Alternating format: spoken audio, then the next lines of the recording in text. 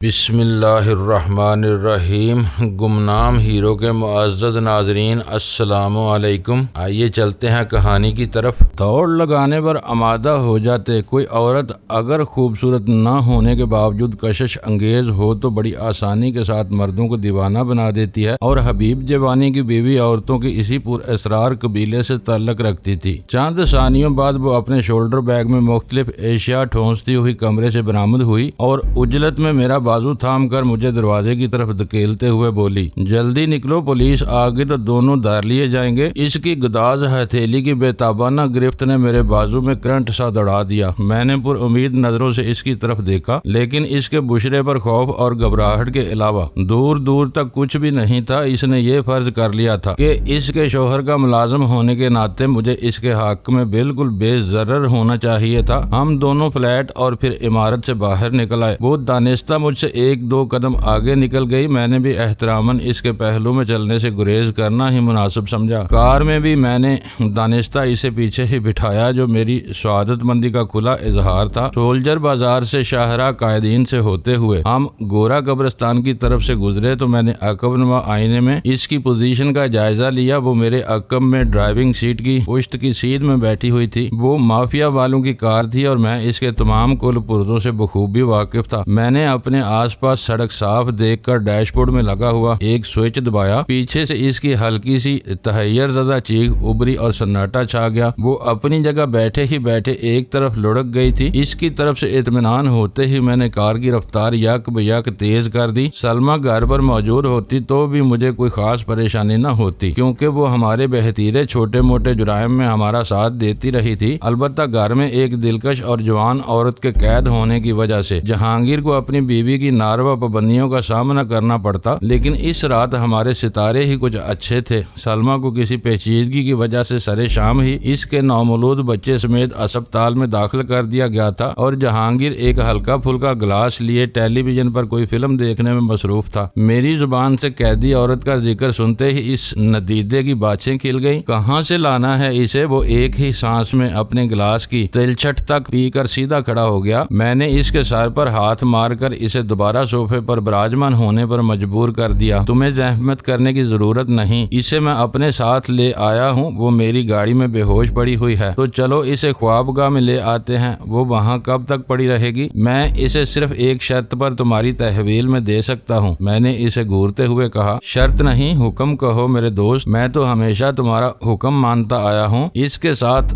ظلم یا زیادتی کی گئی تو مجھ سے برا کوئی نہیں ہوگا، قطعی نہیں ہوگی۔ میں ذاتی طور پر اس کا خیال رکھوں گا، اس نے خلوص سے کہا، لیکن اتنا تو بتا دو کہ وہ کون ہے اور اندازاً کتنے دن تک یہاں رہے گی؟ وہ ایک خانہ دار عورت اور وفا شعار بیوی ہے۔ میرے آخری الفاظ پر اس نے برا سا منہ بنایا، جیسے عورت کا کسی کی بیوی ہونا اسے پسند نہ آیا ہو۔ میں نے اپنی بات جاری رکھتے ہوئے کہا، اس کا شوہر اول درجے کا بدماش اور مکار ہے۔ اسی کو چرکا لگانے کے لیے میں نے اس کی بیوی کو اغوا کیا ہے، لیکن میں اس عورت کو کوئی نقصان پہنچانے کا ارادہ نہیں رکھتا۔ ہو سکتا ہے کہ 2-4 دن میں اسے رہا کر دوں۔ اس کا انحصار میرے اور اس کے شوہر کے معاملات طے ہونے پر ہوگا۔ ہوش میں آنے کے بعد وہ جاننا چاہے گی کہ وہ کہاں اور کن لوگوں کے درمیان میں ہے۔ تم کرائے کے آدمی ہو، تم مغویان کو چھپائے رکھنے کا بھاری معاوضہ ملتا ہے۔ وہ مجھے پیڈرو نامی سوزا کے نام سے جانتی ہے۔ تم کہہ سکتے ہو کہ پیڈرو کبھی کبھار لوگوں کو تاوان کے لیے اٹھاتا رہتا ہے۔ اس کے سامنے میں تمہیں برا بھلا بھی کہہ لوں تو تمہیں کوئی اعتراض تو نہیں ہوگا؟ تم مجھے گالیاں بھی دے سکتے ہو، میں نے اس کا مدعا بانپتے ہوئے کہا۔ بس یہ یاد رکھنا کہ اس نے مجھ سے تمہاری کوئی شکایت کی تو مجھ سے برا کوئی نہیں ہوگا۔ یہ فکرہ تم دوسری بار کہہ رہے ہو۔ مجھے شرافت کا درس دیتے ہوئے تمہیں اپنی برائی کا اتنی شدت سے احساس کیوں ہو رہا ہے؟ کہیں ایسا تو نہیں کہ اس طرح تم خود کو اس عورت کی اشتعال میں لانے کی کوشش کر رہے ہو؟ بہت بولنے لگے ہو۔ یہ بتاؤ کہ تمہاری غیر موجودگی میں اس کا کیا بنے گا؟ اسپتال میں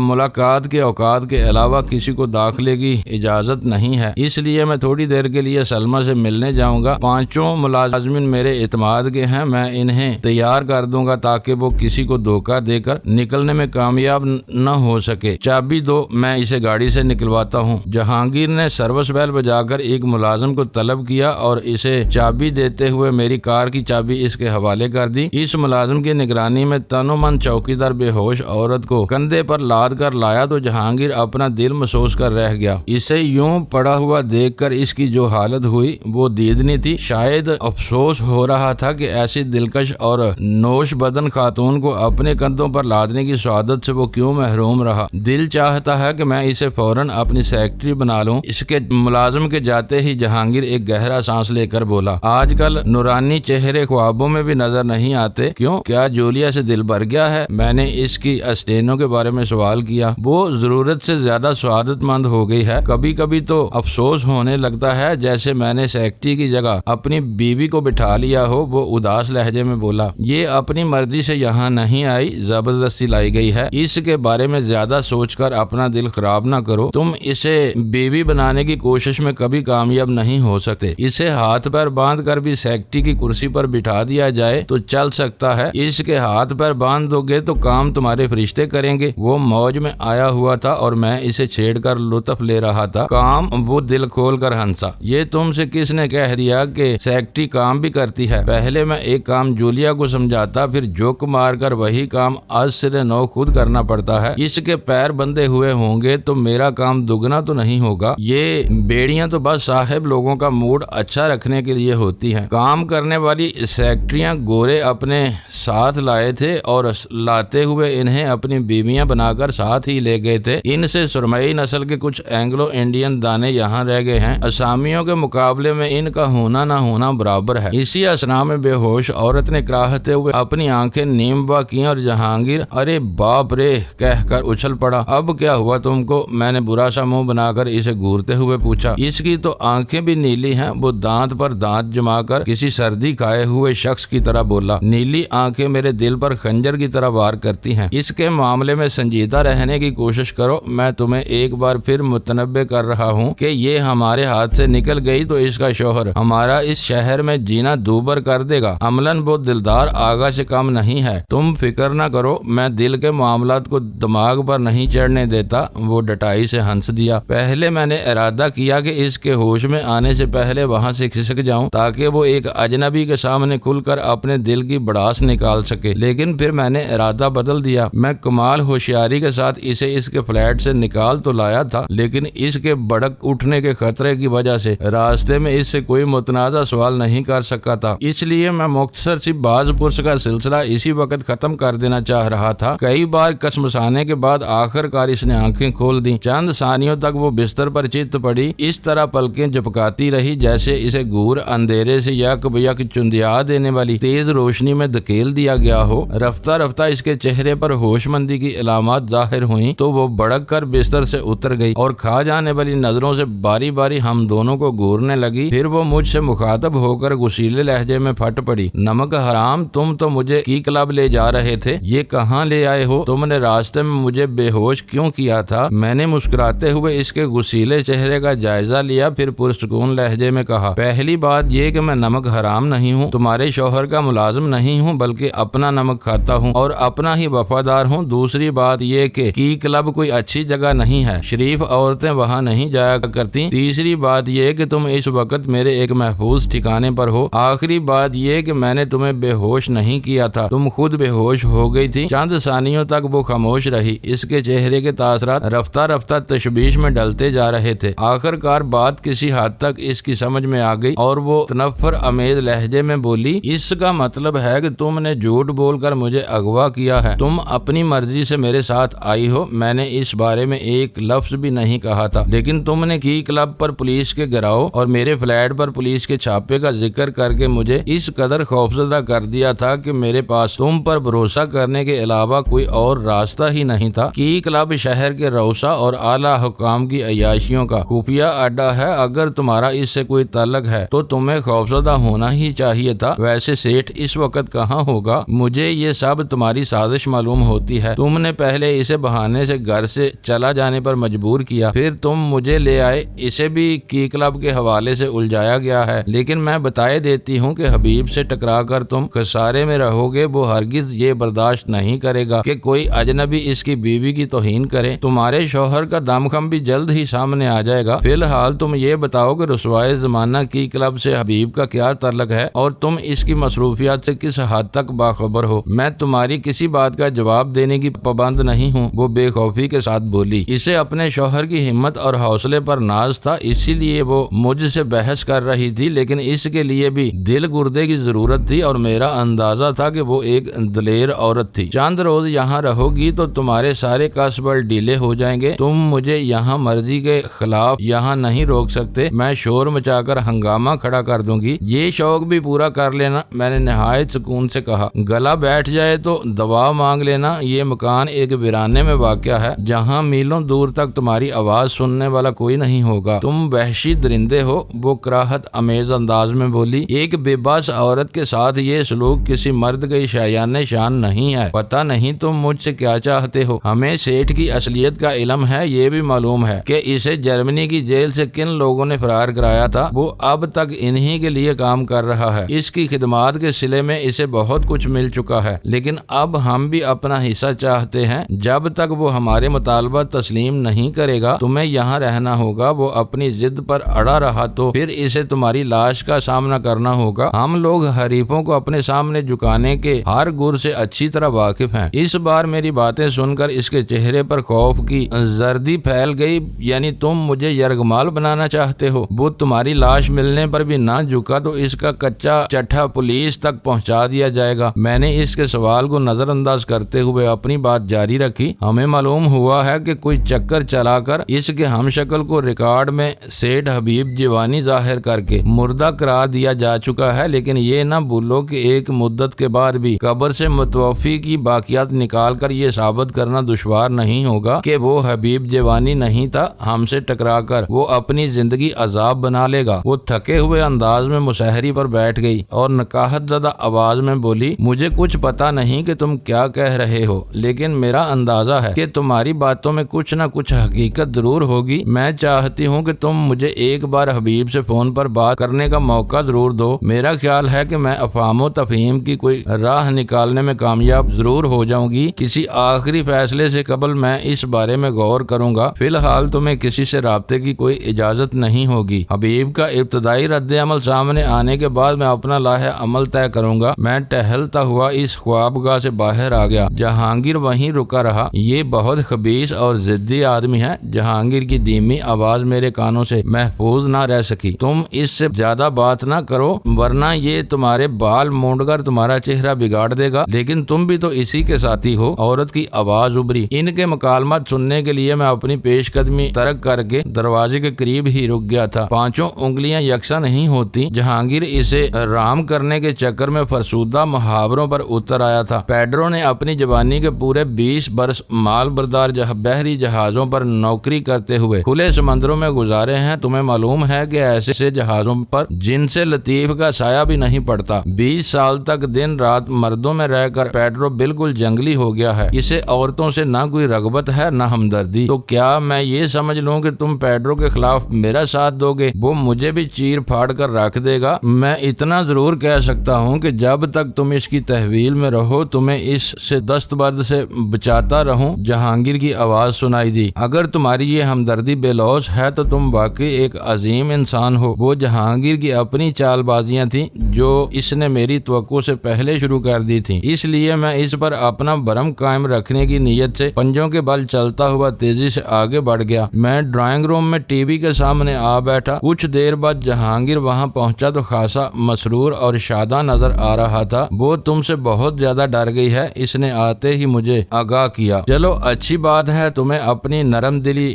دکھا کر اس سے دوستی گانٹھنے میں آسانی ہو جائے گی۔ میں اتنا گھٹیا نہیں ہوں کہ اس کی زبان سے تمہاری ہجو سن کر بھی اس کی نیلی آنکھوں میں ڈوب جانے کی کوشش کرتا۔ میں نے اسے صاف الفاظ میں بتا دیا ہے کہ میں تم سے علیحدہ نہیں ہوں۔ اس کے سفید جھوٹ پر میں دل ہی دل میں ہنس دیا اور بولا، ان میں نے تو اجازت دے دی تھی کہ نظریہ ضرورت کے تحت اس کے سامنے مجھے برا بھلا کہہ سکتے ہو۔ تمہاری اجازت اپنی جگہ، لیکن انسان کا ضمیر بھی تو کوئی چیز ہے۔ اس نے اتنے پرخلوص لہجے میں وہ بات کہی کہ اگر میں نے اس کی ہرزہ سرائی اپنے کانوں سے نہ سنی ہوتی تو بے اختیار اس پر یقین کر لیتا۔ کئی بار سوچا کہ تمہاری برائیاں کر کے اس کی ہمدردی حاصل کرنے کی کوشش کروں، لیکن زبان نے ساتھ نہیں دیا۔ مجھے خاموش پا کر اس نے اپنی پاکی دامہ کی حقائق کچھ اور دراز کر دی۔ میرے لیے اس مرحلے پر اسے ٹوکنا ضروری ہو گیا تھا، اس لیے میں نے بے پرواہی سے کہا زبان کیسے ساتھ دیتی؟ تم ڈر رہے تھے کہ کہیں میں تمہیں بھی چیر پھاڑ کر نہ رکھ دوں۔ کھلے سمندر میں مال بردار جہازوں پر 20 برس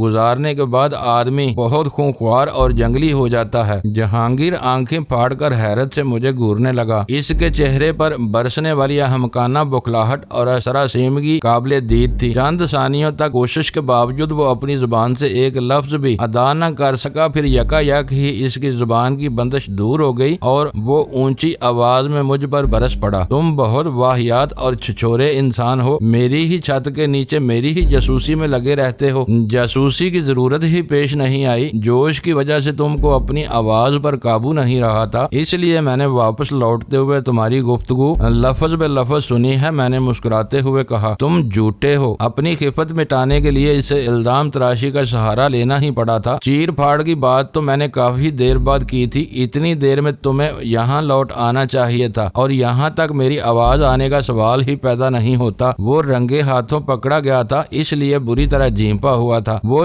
جھاڑ کے کانٹے کی طرح مجھ سے الجھنے کی کوشش کرتا رہا، لیکن میں کیبنٹ سے بوتل اور گلاس نکالنے کے بعد اسے ٹھنڈا کرنے میں کامیاب ہو ہی گیا۔ وہاں سے فارغ ہو کر میں فلیٹ پر پہنچا تو تینوں ہی بے تابی کے ساتھ میری واپسی کا منتظر تھے۔ ویرا سب سے زیادہ بری بیٹھی تھی اور آثار بتا رہے تھے کہ اس نے غزالہ کو بھی میری طرف سے بھڑکایا ہوا تھا۔ یہ وقت ہے تمہارے آنے کا، کہاں دھکے کھاتے پھر رہے تھے؟ ویرا نے آنکھیں نکال کر دونس سے پوچھا تھا۔ آئندہ دیر ہو گئی تو رات باہر گزار کر سویرے ہی آیا کروں گا، میں نے خوش دلی کے ساتھ کہا۔ میں فکر مند ہو گئی تھی، غزالہ شکایتی لہجے میں بولی۔ آج کل کے حالات اچھے نہیں ہیں اور ہم لوگ تو ویسے بھی تلوار کی دھار پر چل رہے ہیں۔ جب تک بلیک کیٹ ٹی زندہ ہے یہ خطرہ باقی رہے گا۔ مجھے احساس ہے ڈارلنگ، میں خود بھی گھر لوٹنا چاہ رہا تھا۔ میرے لیے تمہاری واپسی کوئی معمولی واقعہ نہیں ہے، لیکن میری مجبوری ناگزیر تھی۔ آج پھر ملا سرکار اپنی حاضر دماغی کی وجہ سے بال بچا ہے، ورنہ اس کا بھی قصہ نمٹ ہی گیا ہوتا۔ اس مردود کا ذکر سب ہی کے لیے چونکا دینے کا سبب بن گیا۔ ویرا اور غزالہ کو میرے مشن کا سرے سے علم ہی نہیں تھا، کیونکہ سینڈو اور حبیب جوانی سے فون پر گفتگو کرنے کے بعد جب میں فلیٹ سے نکلا تو وہ دونوں شاپنگ کے لیے گئی ہوئی تھیں۔ سلطان شاہ کو معلوم تھا کہ میں حبیب جوانی کی بیوی کو اغوا کرنے کے ارادے سے نکلا تھا۔ پھر میں نے ویرا کے گھر سے فون کر کے اسے اپنے الجھ جانے اور دیر سے فارغ ہونے کے بارے میں بتایا تھا، لیکن وہ بھی اندازہ نہیں لگا سکا تھا کہ میں بلیک کیٹ ٹی کے مسئلے میں الجھ گیا تھا۔ ہمارے درمیان دوستی اور دشمنی چلتی رہتی ہے، میں نے براہ راست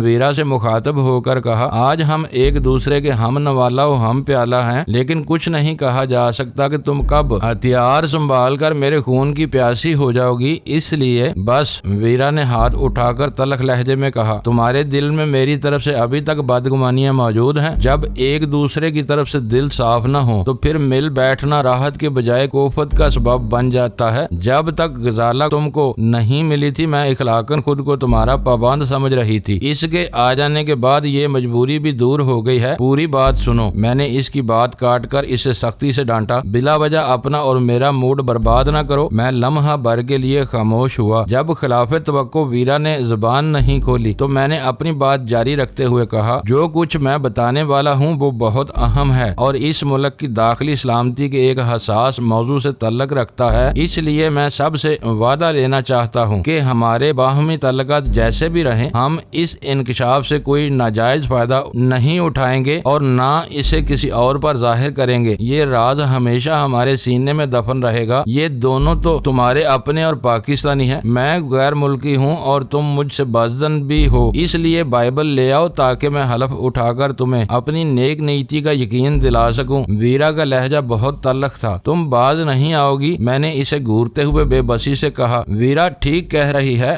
غزالہ نے اس کی تائید کرتے ہوئے کہا۔ اگر تمہیں ہم میں سے کسی کی نیک نیتی پر شبہ ہے تو تمہیں اس کی موجودگی میں یہ ذکر ہی نہیں چھیڑنا چاہیے تھا۔ کچھ دیر کی بدمزگی کے بعد میں ان تینوں کو قائل کرنے میں کامیاب ہو گیا اور پھر میں نے اول خان کا نام ظاہر کیے بغیر اسپیشل ٹاسک فورس کا ذکر چھیڑ دیا جو بلیک کیٹ ٹی کے پیچھے لگ چکی تھی۔ میری کہانی ان کے لیے جتنی سنسنی خیز تھی اس سے کہیں زیادہ تحیر امیز تھی۔ وہ سوچ بھی نہیں سکتے تھے کہ ہماری کوششوں کے نتیجے میں کوئی منظم اور طاقتور قوت بلیک کیٹ ٹی کی بیخ کنی کی طرف متوجہ ہو جائے گی۔ ہماری مجلس رات گئے تک جاری رہی، اس لیے اگلی صبح میں شاید دیر تک سوتا رہتا، لیکن فون کی مسلسل بجنے والی کی گھنٹی نے مجھے بیدار ہونے پر مجبور کر دیا۔ سلطان شاہ اسی کمرے میں ایک صوفے پر پڑا بے خبر سو رہا تھا۔ غزالہ ویرا کے ساتھ دوسری خوابگاہ میں سو رہی تھی۔ یار، میں نے صبح ہی صبح ایک بری خبر سنانے کے لیے فون کیا ہے۔ جہانگیر کی اداس اور بوجھل آواز سن کر میرا دل اچھل کر حلق میں آ گیا۔ سب سے پہلے میرا دھیان مسز جیوانی کی طرف گیا تھا۔ اگر وہ جہانگیر اور اس کے ملازمین کو چکمہ دے کر نکلنے میں کامیاب ہو گئی تھی تو وہ واقعی ایک بدترین خبر ہوتی۔ اس کی نشاندہی پر حبیب جیوانی پوری بربریت کے ساتھ جہانگیر کے مکان اور اس کے مکینوں کو نیست و نابود کروا سکتا تھا۔ وہ مقامی مافیا کا چیف تھا اور مافیا چیف کی بیوی کو اغوا کرنا دنیا کے کسی بھی خطے میں ناقابل معافی سنگین جرم سمجھا جاتا ہے، جس کی سزا کو مافیا کے سارے بڑے متحد ہو کر پوری قوت سے نافذ کرتے ہیں تاکہ جرائم کی دنیا میں ان کی ساکھ اور داغ برقرار رہ سکے۔ آگے پھوٹو اس کی خاموشی سے۔ کل جان میں مبتلا ہو کر میں نے بے چینی سے کہا، کل رات ڈاکوؤں کی بہت بڑی نفری نے منظور ماموں کی حویلی پر حملہ کر کے ان کا بدن چھلنی کر دیا۔ وہ خبر میرے اعصاب پر بجلی بن کر گری۔ منظور ماموں اپنی پوری احتیاط کے باوجود اس امر کو سیغہ راز میں رکھنے میں ناکام رہے تھے کہ ملا سرکار کے شہر کو ختم کر کے اس کے حجرے کو منہدم کرنے والے ان کے مہمان تھے۔ ملا سرکار یا بلیک کیٹ ٹی اندرون سندھ ڈاکوؤں کا سب سے بڑا سرپرست اور مربی تھا۔ اسے نقصان پہنچانے والے اس کے پیروکاروں کے نزدیک ناقابل معافی مجرم تھے اور انہوں نے آخر کار منظور ماموں جیسے اپنی کھال میں مست رہنے والے منچلے جاگیردار کو موت کے گھاٹ اتار دیا تھا۔ حویلی پر گھنٹوں فائرنگ کی گئی اور راکٹ بھی برسائے گئے۔ جہانگیر کی دل گرفتہ آواز مجھے کسی گہرے کنویں کی تہہ سے آتی ہوئی محسوس ہو رہی تھی۔ ان لوگوں نے ملازمین کی مدد سے ڈٹ کر مقابلہ کیا، لیکن پھر ان کا میگزین جواب دے گیا۔ وہ سب حویلی سے نکل کر تاریک باغ میں چھپ گئے، لیکن ڈاکو پوری تیاری کے ساتھ آئے تھے۔ انہوں نے منظور ماموں اور ان کے بڑے لڑکے محمود کو ڈھونڈ نکالا۔ ان کی دل خراش چیخیں اور ڈاکوؤں کو وحشیانہ کہے رات کے اندھیرے میں گونجتے رہے۔ سریا اور منصور ان چیخوں پر لرزتے رہے، لیکن کوئی اپنی کمین گاہ سے باہر نکلنے کی ہمت نہیں کر سکا۔ گولیوں کی آخری باڑ کے ساتھ رانی پور کی اس بدنصیب حویلی میں سناٹا چھا گیا۔ آج صبح اجالا پھیلنے پر وہ لوگ ڈرتے ڈرتے باہر نکلے تو منظور ماموں اور محمود کی چھلنی لاشیں رسوں کے سہارے حویلی کے بڑے پھاٹک پر جھول رہی تھیں۔ ڈاکوؤں نے انہیں بدترین تشدد کا نشانہ بنانے کے بعد لٹکا دیا تھا۔ مجھے ابھی منصور نے فون پر اس سانحے کی اطلاع دی ہے۔ میرا دل یک بیک بوجھل ہو گیا۔ کہنے کو تو ان دونوں باپ بیٹے کی عمروں میں کافی تضاد تھا، لیکن دونوں ہی چنچل اور رنگین مزاج تھے۔ دونوں ہی نے الگ الگ ویرا سے اظہار عشق کر کے سب توفیق پھنکار اور مار کھائی تھی، لیکن دونوں میں سے کوئی بھی اس سراپا ناز کی ناز برداری سے بے مزہ نہیں ہوا تھا۔ اس دوہرے قتل کا بوجھ مجھے اپنی گردن پر محسوس ہونے لگا۔ ہم منظور ماموں کے مہمان تھے اور محمود نے کوٹ مندو کی طرف ہماری رہنمائی کی تھی۔ ان دونوں کا بس وہی جرم تھا جس پر انہیں موت کے گھاٹ اتار دیا گیا تھا۔ تم ان کی تدفین کے لیے جاؤ گے؟ قدرے سکوت کے بعد میں نے بھاری لہجے میں پوچھا۔ نہ میں جاؤں گا اور نہ تم ادھر کا رخ کرو گے، جہانگیر نے جواب دیا۔ یہ منصور کی ہدایت ہے۔ ڈاکوؤں کے انتقام کی آگ دشمن کے لہو کی فوار کے بغیر سرد نہیں ہوتی۔ اس کا خیال ہے کہ ڈاکوؤں کے مسلح ساتھی بیش بدل کر جنازوں میں شرکت کریں گے اور اس جلوس میں ہم میں سے جو بھی دیکھا یا پہچانا گیا اسے وہیں بڑے جلوس میں چھلنی کر دیا جائے گا۔ کوٹ مندو کے واقعے نے ڈاکوؤں کو بہت زیادہ مشتعل کر دیا ہے۔ منصور نے ہمیں کراچی میں بھی محتاط رہنے کا مشورہ دیا ہے۔ وہ دونوں ہماری مدد اور میزبانی کرنے کی وجہ سے مارے گئے، میں نے متاسفانہ لہجے میں کہا، اور ہم ہاتھوں سے انہیں مٹی بھی نہیں دے سکتے۔ کیسی مجبوری اور بے بسی ہے۔ یہ سب بہانے ہوتے ہیں۔ موت کا وقت تو ہر ایک کا مقرر ہوتا ہے۔ اور مسز جیوانی کہاں ہے؟ کچھ دیر تک منظور ماموں اور ان کی اولادوں کے بارے میں گفتگو کرنے کے بعد میں نے روا روی میں پوچھا، کچن میں ناشتہ بنا رہی ہے؟ جہانگیر کا جواب سن کر میں ہکا بکا رہ گیا۔ وہ کسی کھڑکی یا روشن دان سے نکل بھاگی تو اس کا شوہر تمہیں کچا چبا جائے گا، میں نے بکھلا کر کہا۔ وہ نہیں بھاگے گی، میں نے اسے مسلح پہرے داروں کا خوف دلایا ہوا ہے۔ وہ یہیں میرے ساتھ تھی۔ اس کے جاتے ہی منصور کا فون آیا تھا۔ ویسے میں مزید احتیاط رکھوں گا۔ وہ تمہاری خوابگاہ میں کیا کر رہی تھی؟ میں نے ترش لہجے میں سوال کیا۔ وہ اپنے کمرے میں ڈر رہی تھی۔ اس کی خفت آمیز آواز ابری۔ میں رات ہی کو اسے یہاں لے آیا تھا۔ اس سے میری دوستی ہو گئی ہے۔ منظور ماموں اور محمود کے دوہرے قتل کی خبر نے میرا اچھا خاصا موڈ غارت کر دیا ہے، معلوم ہوتا ہے کہ اس نے تمہیں الو کا گوشت کھلا دیا ہے، میں نے غصیلے لہجے میں کہا۔ رات بھر تم سے دوستی کر کے تمہاری عقل چوپٹ کر دی اور اب وہ یقیناً نکل بھاگی ہوگی۔ میں لائن ہولڈ کر رہا ہوں، کچن دیکھ کر مجھے بتاؤ کہ وہ موجود ہے یا بھاگ گئی۔ میں 2 منٹ میں آتا ہوں۔ وہ میری ہدایت پر بحث کرنے کی ہمت نہیں کر سکا۔ میں ریسیور کان سے لگائے بیٹھا رہا اور انتظار کا وقفہ تکلیف دہ حد تک طویل ہوتا چلا گیا۔ اس تاخیر نے میرے اندیشوں کو اور قوی کر دیا۔ اگر مسز جیوانی فرار ہو ہی گئی تھی تو جہانگیر کے سر پر جوتے لگانے ضروری ہو گئے تھے۔ تقریباً 10 منٹ بعد ریسیور میں جہانگیر کے چڑھے ہوئے سانسوں کے درمیان اس کی آواز ابری، وہ موجود ہے۔ موجود ہے تو تم ہانپ کیوں رہے ہو؟ میں نے درست لہجے میں پوچھا۔ تمہارا اندازہ درست تھا، اس کی مسمی آواز ابری۔ وہ کچن کی کھڑکی سے احاطے میں کود گئی تھی، لیکن چوکیدار نے بر وقت اسے دیکھ لیا۔ میں ابھی اسے کمرے میں مکفل کروا کے آیا ہوں۔ اب اس الو کی پٹھی کے ساتھ ذرا سی بھی رعایت نہیں کروں گا۔ یہاں سے ایسی معصوم بن کر گئی تھی جیسے عمر بھر یہاں سے جانے کا ارادہ نہ رکھتی ہو۔ تم میں ذرا سی بھی شرم ہے تو کہیں ڈوب مرو۔ میں اس پر برس پڑا۔ بڈھے طوطے ہو گئے ہو لیکن تریا چلیتر کو خاک نہیں سمجھتے، بس جہاں کسی عورت کو دیکھتے ہو رال ٹپکنے لگتی ہے۔ میں نے پہلے ہی کہا تھا کہ اس سے ہوشیار رہنا، لیکن تمہیں تو ضد ہو گئی ہے کہ جو کچھ میں کہوں گا تم اس کا الٹ ہی کرو گے۔ اس نے شرمسار لہجے میں میری بات کاٹ دی۔ بس اب اتنی لان تان نہ کرو۔ منظور ماموں کے قتل سے میرا دل ویسے ہی برا ہو رہا ہے، ایسا نہ ہو کہ میں واقعی خود کو گولی مار لوں۔ تم یقین کرو کہ میری جگہ تم خود بھی ہوتے تو اس کی معصومانہ اداکاری سے دھوکہ کھا جاتے۔ سالی پکی صورت حرام ثابت ہوئی ہے۔ میری بات رہنے دو، تم وہاں رہ کر غافل ہو اور میں یہاں بھی چکنا ہوں۔ اگر میں ابھی تمہیں کچن کی طرف نہ دوڑاتا تو وہ تمہارے چوکیدار سے کبڈی کھیل کر صاف نکل جاتی اور تم اپنی گردن کٹوا بیٹھتے۔ تم کو تو واقعی پیر یا ولی ہونا چاہیے تھا۔ جہانگیر کی تحیر زدہ آواز ابری۔ چوکیدار شور مچائے بغیر اکیلا ہی پچھلے باغ میں پہنچنے کی کوشش کر رہا تھا۔ وہ دونوں عقبی لان پر ایک دوسرے سے بری طرح گتھم گتھا تھے۔ میں کچن کی کھلی ہوئی کھڑکی سے ادھر نہ کودا ہوتا تو شاید وہی کچھ ہوتا جس کا تم ذکر کر رہے ہو۔ میں اپنے پوت اچھی طرح پہچانتا ہوں، تمہارے نوکر بھی تم سے کم نہیں ہیں۔ معزز ناظرین، لائک کریں، شیئر کریں اور کمنٹس باکس میں پاک آرمی زندہ باد، پاکستان پائندہ باد کا نعرہ ضرور درج کر کے اپنے ملک پر فخر کریں اور پاکستان کی بنیادیں مضبوط کرنے میں اپنا کردار ادا کریں۔ ویڈیو دیکھنے کا شکریہ۔ معزز ناظرین، اپنا خیال رکھیے گا اور ہمارے چینل کا بھی۔ ISI پاک آرمی زندہ باد، پاکستان پائندہ باد۔